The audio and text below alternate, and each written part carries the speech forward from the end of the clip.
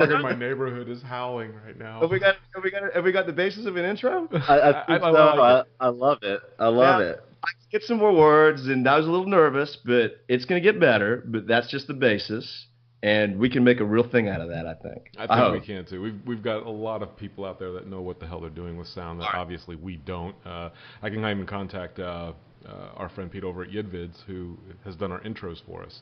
Somebody So help us. maybe he can put something together for us. Yeah. We'll have to see. So it's over Anyway, to you. Timmy, take it away. We'll start with Borussia Dortmund, home at Wembley, as well as Swansea. Take it away. All right. So Borussia Dortmund, we know that both Marco Reus and Rafael Guerrero are going to be out for sure. So no chance of them starting. Now they actually picked up some injuries this past weekend in their match against Freiburg. Marcel Schmelzer, their left back, he was making his first appearance of the season after coming back from a ruptured ankle ligament. He was wearing the captain's. You love a ruptured ligament, don't you? I do. I do. So he's actually wearing the captain's armband, first match back, and not even 30 minutes in gets carried off on a stretcher. It looks like it's the same ankle ligament damage. It was a pretty nasty tackle. The Freiburg player got sent off on a red, but Ooh. now he's having an MRI. So both him and Guerrero, they both play left back, so it's going to be difficult to see who they slot in to play that position with both of those players out. Another injury they picked up against Freiburg was Mark Bartra. He was taken off after 18 minutes. He just signaled it looked like it was a muscle strain. It may have been just cautionary. So his status for this week's up in the air. He was the Julian, guy that got hurt in that bus bomb attack last year. Remember? Yeah. Oh, Bartra got hurt. Really? Yeah, like originally I thought that there was like a Oh, that's terrorist right. deal, but it wasn't. It was actually somebody that like had some syndicate had like a lot of money on the game or something. Or anyway, sorry, didn't mean to. Yes, so he was Right. taken off. I don't know if he's going to be available or not. It's kind of up in the air since it just happened less than 24 hours ago. Julian Weigl, he had broke his ankle back in May. He returned to training and featured in their U23 match on Saturday, so it looks like he should be available for selection. The ones that are up in the air are Andre Schürrle. He's been out with a thigh injury and wasn't available for this weekend. He's targeting a return in September, but it sounds like it might be after our match. Sebastian Rode is also out with a thigh injury that he picked up in preseason warm-ups for a friendly. And it's looking like he's going to be back later in September. The last person to look at is Eric Durm, right back. He has a hip injury, and he's currently day-to-day. He missed the Freiburg match, but they have some big injuries to their wingbacks.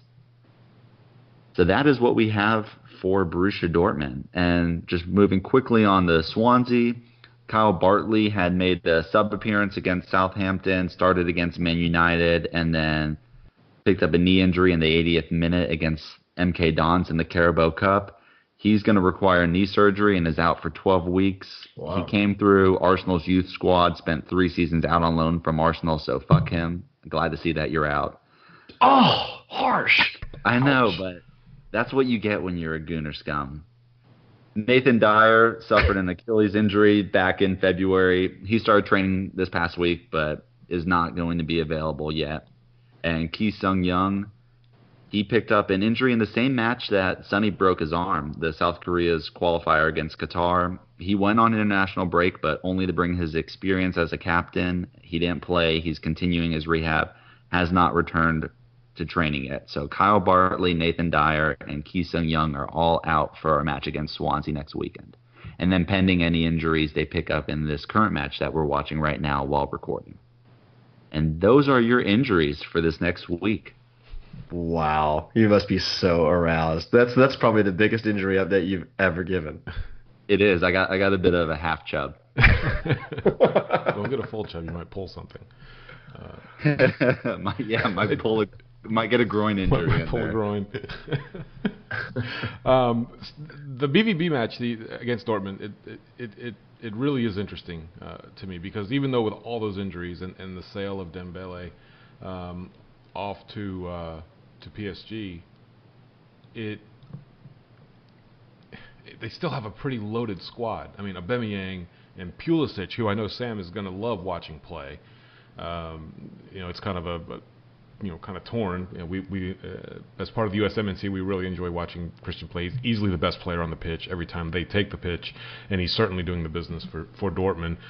Socrates, Ginter, Schmelzer, those guys come in and out of the lineup and play really well. And Aubameyang up top obviously has some talent. Well, you got Götze also. Yeah, Götze as well. They brought in Yarmolenko. They brought in Maximilian Philipp. Mahmoud Dahoud they brought in. I mean, they brought in some good players in this transfer window. Yeah. But couldn't score a goal against Freiburg. Yeah, they could And not. a 10-man Freiburg. Yeah, so let's get into that preview a little bit. I'm banging for against it. They are coming off of a 0-0 draw to Freiburg. Freiburg sits 15th early in the Bundesliga standings. However, Borussia Dortmund have kept clean sheets on every single one of their matches. Now, how difficult is that in the Bundesliga versus the Premier League? We'll find out. That they are still a top-notch, top-talented team. And very well known across all aspects of world football. So it's definitely going to be a challenge, even though it's Wembley and it's home. We do need to get off on the right foot. They are co-leaders in the Bundesliga with Hannover 96 and Hoffenheim. Bayern Munich struggled a little bit in one of the matches that they've had, which is why they are not at the top currently. So as we move into this match, we understand that defensively they are probably going to they may even sit back a little bit and kind of let us try to do our thing and catch us on the counter. It seems to be the one way that you can hurt Spurs a little bit. So we'll see how they play. But Timmy, you have, I think, looked into this match a lot already. What are your thoughts on what Borussia Dortmund might do, and maybe give a little bit of background on some of that as well? I mean, yeah, they have some injuries at the defense, but I mean, attacking, they're strong with Aubameyang, Pulisic, Götze. I mean, and it's weird that it just didn't show up against a 10-man Freiburg. Maybe that's due to Freiburg just parking the bus after going down a man and being unable to break down that defense. But with how strong we looked against Everton, who is not a weak attacking side, I mean, if they just showed that type of performance against Freiburg, I'm feeling pretty good about this match, and I don't like saying that, but with their defensive injuries and the lack of attack they had this past week, I'm really looking forward to it. And I think, if we can put Aurier out there and Sonny with that speed, given their defensive injuries, I think we can really break them down in this match. What about you, Sammy? What do you think? Well, I think that with all the injuries that Dortmund have, it presents as good of an opportunity for us for a number of reasons. I mean, look, the Champions League win, I don't care whether it's against Apoel or whoever, that's important. A win at Wembley is vital. Continuing on this progression that we want to be on, that we're sort of teetering on, is huge.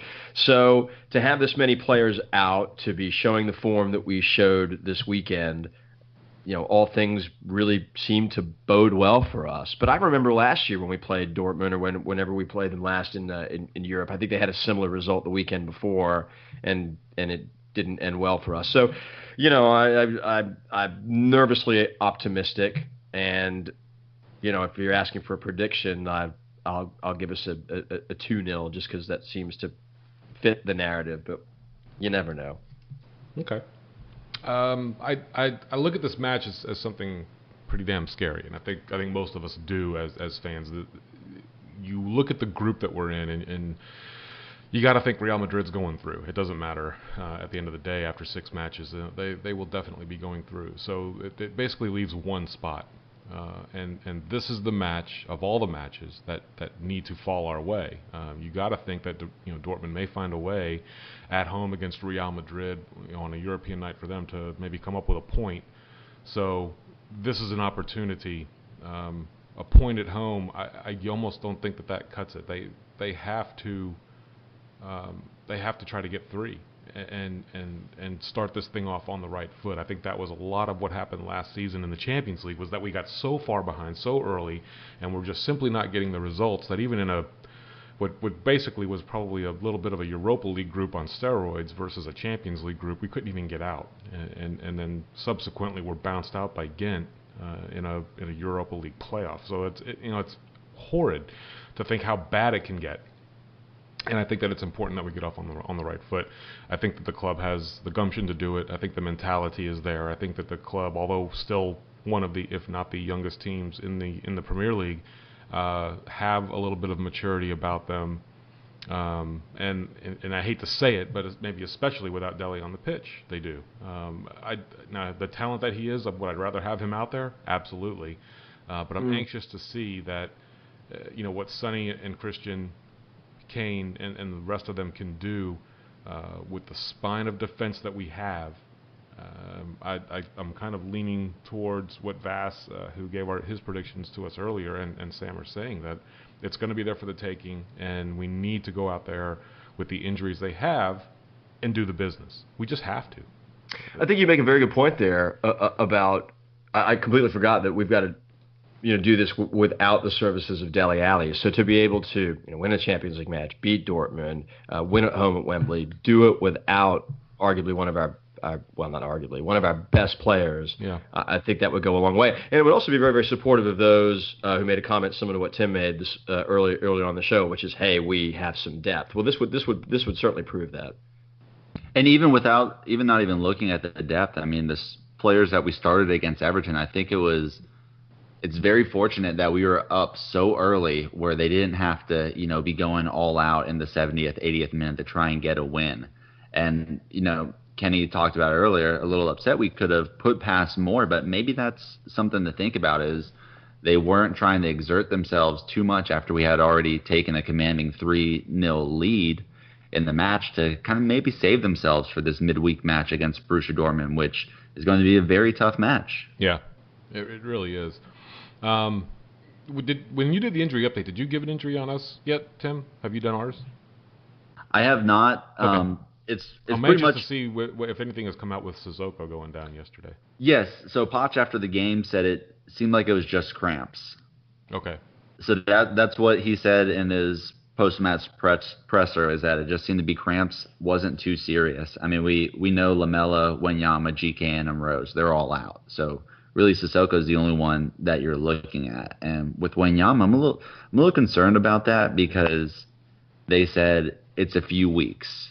Well, we've heard that before with Rose and with Lamela. So hopefully this time it really is just a few weeks, and not a few weeks turns into a few months, 6 months, a year.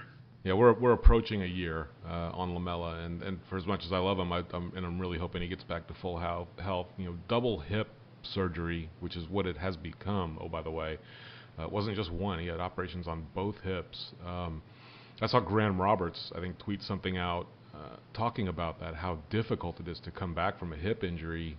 Now, with today's technology and medicine the way it is, and science, it maybe begs a little bit of an opportunity now that maybe wasn't there 20 or even 15 years ago for a player to come back to full strength. But he is certainly up against it. And I know, Sam, he's not your favorite player to talk about, but you don't wish any ill will to anybody, obviously. None of us do, for any player that pulls the lily white shirt on every week. But man, he's really up against it. And if he ever does make it back to where he's on the pitch again for Tottenham's first team, man, it may be all I can do not to just well up, knowing what he's going through on an individual basis. It's hardcore, man. I totally agree with you. I mean, first of all, and I said this the other day when we were talking about Aurier. You put the shirt on, and our manager and our management thinks that you're worthy enough to play for us, then I support you.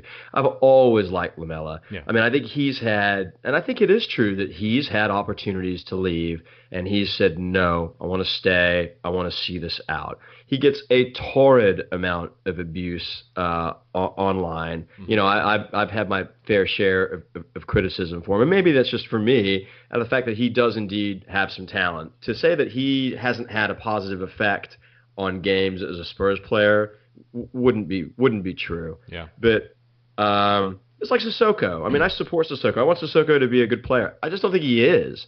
I think Lamela is a better player and has a greater ability to contribute. But as you said, I mean, that's a pretty serious, not just injury, but the surgery I mean, anytime that you have something done on your hip, that's invasive. Yeah. That's not easy to come back from, and especially when you're a high level athlete like that.